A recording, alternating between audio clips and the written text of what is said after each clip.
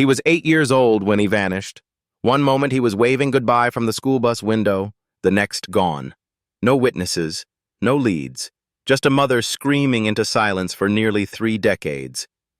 Then one night, scrolling through TikTok, she heard a voice singing her lullaby, a voice calling her name.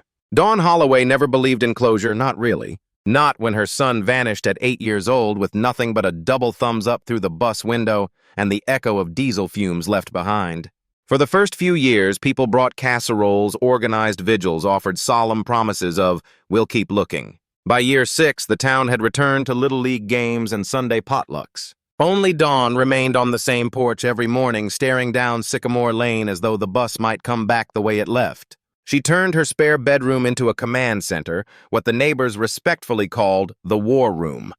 Maps with red string walls plastered with flyers, facial age progression sketches, and a laminated third-grade photo of Jamal taped center stage, a little boy with a gap-toothed grin and galaxies in his eyes, English auto-generate. She spoke at town halls, filed freedom of information requests, attended every missing child conference she could afford. Each year layered hope with wear. Each new tip stretched her between heartbreak and habit. Walter Phelps. The school bus driver disappeared shortly after public suspicion peaked. Later tracked to Mississippi under a false name, he avoided prosecution for lack of direct evidence, English auto-generate. Dawn didn't pray for revenge, she prayed for truth. And in her darkest hours, she whispered Jamal's name into an old voicemail inbox even after the number had been reassigned. "I love you more than any mile between us." Delete, next day, repeat, English auto-generate. Then came Tasha, her niece college-aged, tech-savvy, relentless. She gifted Dawn a smartphone and showed her TikTok. At first, Dawn uploaded gardening tips and church sermon clips, but one late night she typed missing children reunions into the search bar and fell into a vortex of reunion videos, advocacy accounts, and live streams from every corner of America, English auto-generate. It was as if the world had been quietly singing to her for years, and only now had she found the station. She stayed up till 3 a.m. some nights, not watching, listening, waiting. Then, it happened. A skinny guitarist on the street corner in New Orleans. Blues riffs blooming through a crackling speaker. A face on screen that stopped her breath. His left ear carried a faint birthmark, the one she used to call his chocolate crescent. His eyes blinked with that same thoughtful rhythm Jamal had when counting stars. And then came the voice. My mama used to call me Jurnie, short for Jurnie. Said I never stopped moving. Jamal's middle name was Jordan. Jurnie, she whispered. Not Miles, not Carter, Jamal. For the first 5 minutes, Dawn didn't blink. She stared at the screen like it might vanish if she moved too quickly. The man sang with closed eyes, swaying gently. Voice textured like cotton stretched thin over loss. His fingers strummed with ease, not trained, but worn in like an old path rediscovered. Then he laughed. Just once. Soft, unfiltered. Exactly like the giggle she used to hear when Jamal snuck an extra cookie from the jar. Her phone slipped from her hands. Tasha ran in from the kitchen. Dawn pointed, trembling. That's him.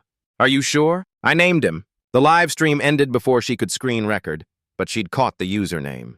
Jurnie Miles. No other content, no bio, just that one video. But the location tag read New Orleans, Frenchman Street. Dawn booked a flight within the hour. The next day, she walked past artists and tourists and sidewalk saxophonists, clutching a printed photo of Jamal's third-grade picture. She felt like a ghost chasing a memory. It wasn't until dusk, right as the street lamps flickered to life, that she heard it again. The voice. The same riff. The man.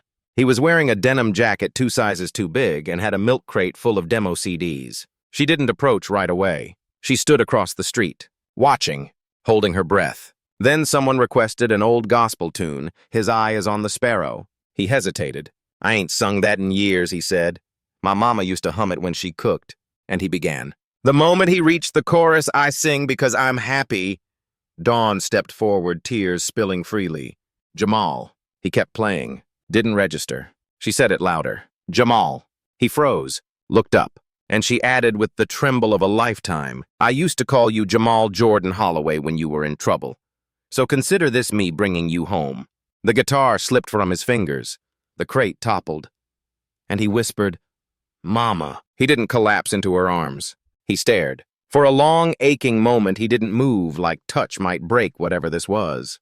Then she reached out slowly, and he stepped forward, and 27 years fell between them like autumn leaves, and for the first time since 1996, she felt the weight of her son's arms around her. Not a dream, not a memory, not a hope. Real. They sat on the curb for 2 hours. No cameras, no police, just them. He told her what he remembered. A van that intercepted the bus. A man with the scent of motor oil and peppermint. A place underground with gray walls and numbered meals. A woman soft-spoken, not unkind, who gave him the name Miles. And then years drifting through youth homes, odd jobs, shelters. Music was the only thing that made him feel alive. He said, "I knew someone was looking for me. I just didn't know if I was allowed to be found." She held his hand tighter. "You were never lost. You were stolen. And I never stopped whispering your name." The reunion wasn't the ending. It was the beginning of an even harder chapter. The next morning, Dawn and Jamal, now Miles, sat in a small cafe just off Royal Street. They sipped black coffee in silence. There was too much to say, too many ghosts at the table. Jamal finally broke the silence. "What if I'm not who you think I am?" Dawn reached into her purse and slid a tiny photo across the table, worn at the edges. "This is you in a cowboy hat at age 4. You said you were going to ride the moon." "I didn't imagine that." He smiled. "I still want to." Back in Alabama, the news exploded. Missing boy found after 27 years thanks to TikTok. Some celebrated, others questioned. The state reopened the file. A formal ID was required. DNA testing, interviews, verification. They treated Jamal like a case, not a person. Dawn hated it. But she complied. For him. For truth. Jamal submitted cheek swabs, fingerprints. Old scars matched to medical records. When the final DNA report came back 99.998% match, Dawn didn't cry. She simply exhaled. "I've known since the moment he sang that lullaby," she told the agent. "This test just caught up to me." The next hurdle came from the state. The school district wanted no part of the story. There was no record of a missing child filed under Jamal's name in 1996. No official report. Only a mother's desperate flyers and handwritten statements. The driver, Walter Phelps, had been presumed dead in a house fire in 2010. But new leads suggested he had ties to a network of rehoming operations cases where children were illegally placed outside state oversight. Jamal remembered a name, Maureen. An older woman who called him Miles told him he was better off away from whatever came before. She died 5 years ago. No legal adoption papers ever surfaced. Dawn didn't seek justice in a courtroom. She wanted truth in the light. With Simone Bellamy's help, now a national reporter, they produced a documentary titled The Boy Who Kept Singing. It wasn't flashy. It was quiet. It let Jamal tell the story in his own words. "I don't remember everything, but I remember the silence, and how loud it was when I finally heard someone say my real name again." The documentary made waves, not for drama, but for pattern recognition. 4 other cold cases reopened.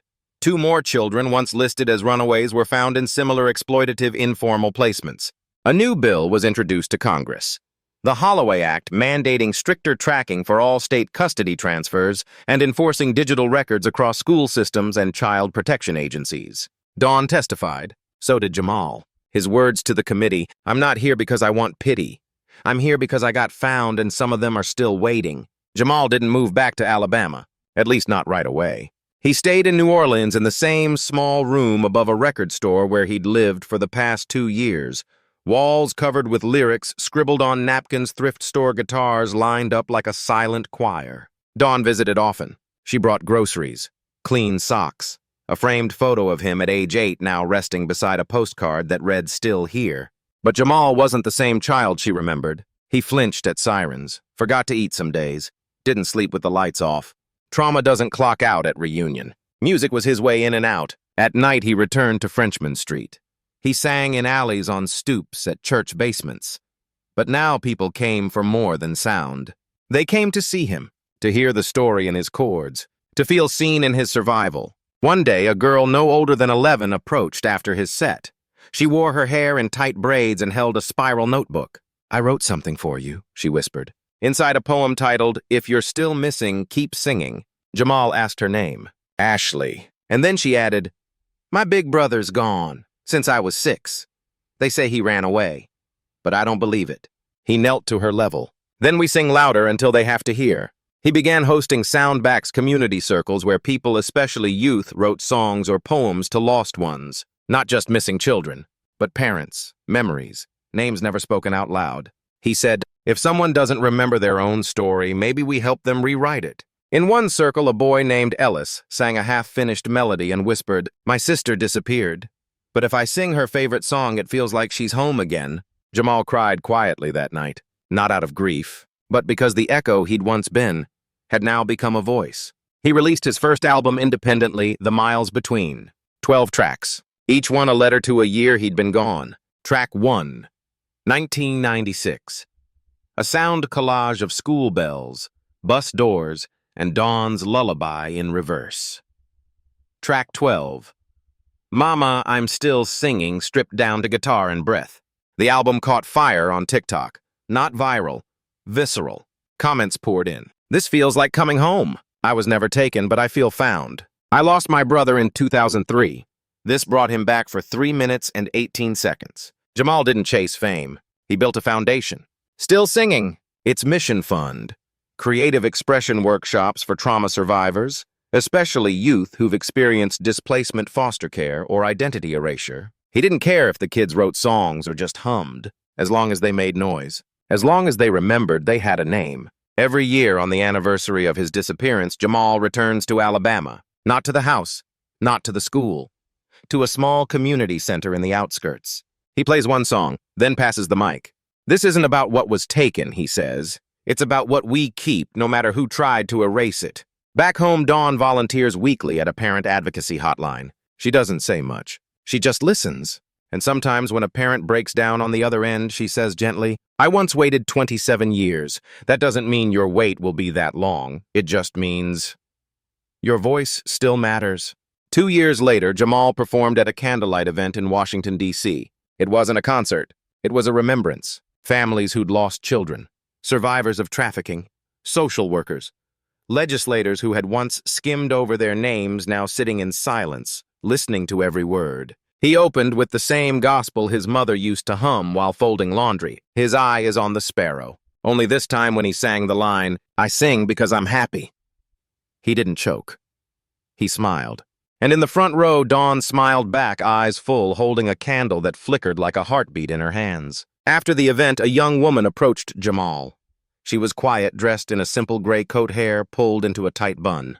She didn't introduce herself. She just whispered, I was Miles once too, but I went by Rain. They made me forget everything. He took her hand gently. You didn't forget, he said. You survived. That's remembering with your whole body. She started crying. And for the next 10 minutes, they just stood shoulder to shoulder like anchors in a storm long past. In Alabama, a mural was painted downtown. It didn't show Jamal as a child. It showed him mid-song, mouth open, eyes lifted, surrounded by echo lines instead of notes. At the bottom, in bold, simple script, some children return through song. Every weekend, kids gather around the mural. They play music, they freestyle, they chant names. Not lost ones, living ones. They call it naming back the world. Because as Jamal once said, to name something is to prove it was never invisible. One quiet evening, Dawn sat alone on her porch. No search maps, no command center, just her, a worn guitar leaning against the railing, and a cup of cold tea. Jamal had called earlier. He was in Portland for a writing retreat, working on a book. She'd told him, write whatever you want, baby, just make sure it has your name on it. She looked up at the sky, now deep indigo, with stars coming alive one by one. And without thinking, she began to hum. The same lullaby. Soft, steady, whole. This time, not in grief, but in gratitude.